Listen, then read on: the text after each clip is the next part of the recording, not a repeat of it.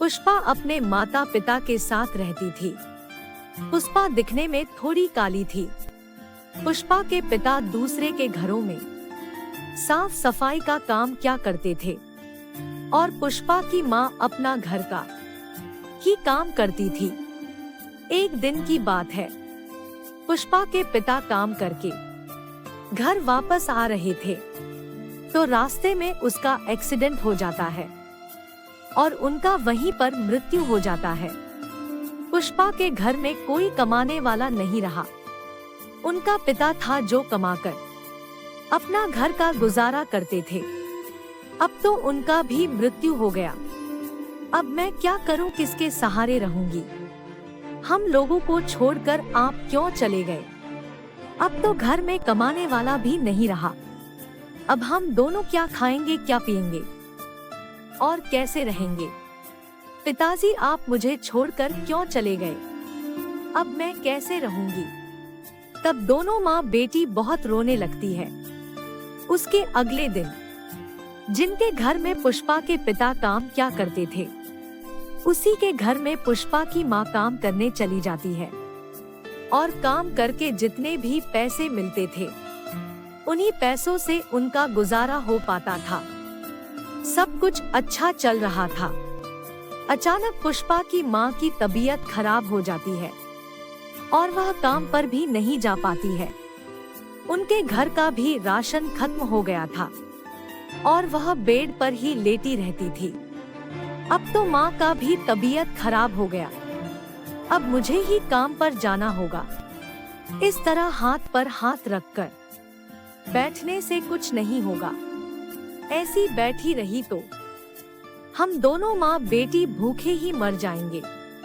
माँ, मैं काम करने जा रही हूँ जहाँ आप काम करती थी और काम करके मुझे जो पैसे मिलेंगे उन्हीं पैसों से मैं आपके लिए दवाइयाँ और खाने के लिए कुछ सामान ले आऊंगी। अरे बेटा, तुम काम कैसे करोगी? तुम्हारा तो अभी पढ़ने का उम्र है, तुम काम नहीं कर पाओगी। अरे माँ, मैं काम कर लूंगी, काम करके घर आऊंगी, फिर उसके बाद पढ़ने जाऊंगी। यह बोलकर पुष्पा काम करने के लिए चली जाती है। जब वहां पहुंचती है तो उनकी मालकिन उसकी माँ के जगह पर किसी और नौकरानी को काम करने के लिए रख ली थी। मालकिन पुष्पा से पूछती है, तुम कौन हो? पुष्पा बोलती है, मेरी माँ यहाँ पर काम करने आती थी। मेरी माँ की तबीयत खराब है, आज से मैं यहाँ पर काम करूँगी। फिर मालकिन बोलती है, मैं तो दूसरी नौकरानी रख ली, अब तुम जाकर किसी और के यहाँ काम करो। नहीं मालकिन, मुझे काम करने दो, मेरी माँ की तबीयत खराब है, मुझे दवाइयाँ भी लेना है और घर में खाने के लिए कुछ भी नहीं है, कुछ तो दया करो। यह बोलकर पुष्पा रोने लगती है।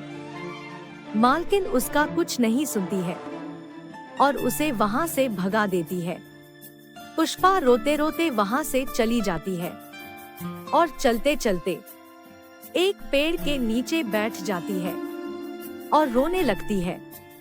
पापा, आप मुझे छोड़ के क्यों चले गए? आप रहते तो ऐसा दिन मुझे देखना नहीं पड़ता। आप नहीं हैं तो हम दोनों माँ बेटी का गुजारा कैसे होगा? यह बोलकर पुष्पा बहुत रोने लगती है। तभी आसमान से एक गुलाबी परी जा रही थी। पुष्पा को रोते देखकर गुलाबी परी को देखा नहीं गया और गुलाबी परी पुष्पा की मदद करने के लिए उनके पास आ गई। तुम क्यों रो रही हो? आप कौन है? मैं एक गुलाबी परी हूँ। मैं यहाँ से गुजर रही थी तो तुम्हें देखा कि तुम रो रही थी, इसीलिए मुझसे रहा नहीं गया। मैं तुम्हारी मदद करने आ गई। तुम रो क्यों रही हो? तुम्हारी समस्या क्या है? तभी गुलाबी परी को पुष्पा अपनी सारी परेशानियां बता देती है।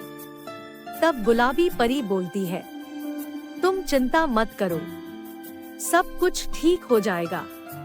यह लो जादुई पर्स, इस पर्स से तुम जितना चाहे उतना धन प्राप्त कर सकती हो और तुम इस जादुई पर्स से अपनी सारी इच्छा पूरी कर सकती हो।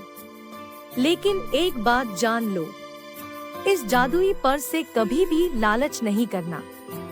अगर तुम इस जादुई पर्स से लालच करने की कोशिश की तो यह जादुई पर्स गायब हो जाएगा। तब परी उस जादुई पर्स पुष्पा के हाथ में दे देती है और पुष्पा बहुत खुश हो जाती है। पुष्पा खुश होकर परी का धन्यवाद करती है। पुष्पा अपने घर की ओर चली जाती है। घर आकर उस जादुई पर्स से बोलती है, हे जादुई पर्स, मेरी माँ को ठीक कर दो। तभी अचानक उनकी माँ ठीक हो जाती है। फिर बोलती है, हे जादुई पर्स, मुझे खाने के लिए कुछ सामान दे दो। तभी अचानक वहाँ पर बहुत सारा खाना आ जाता है और दोनों माँ बेटी पेट भर के खाना खा लेती है और धीरे धीरे वे लोग बहुत अमीर हो जाती है। अगर यह कहानी आपको अच्छी लगी होगी तो वीडियो को लाइक करें और चैनल को सब्सक्राइब कर दें। मिलते हैं अगली कहानी के साथ।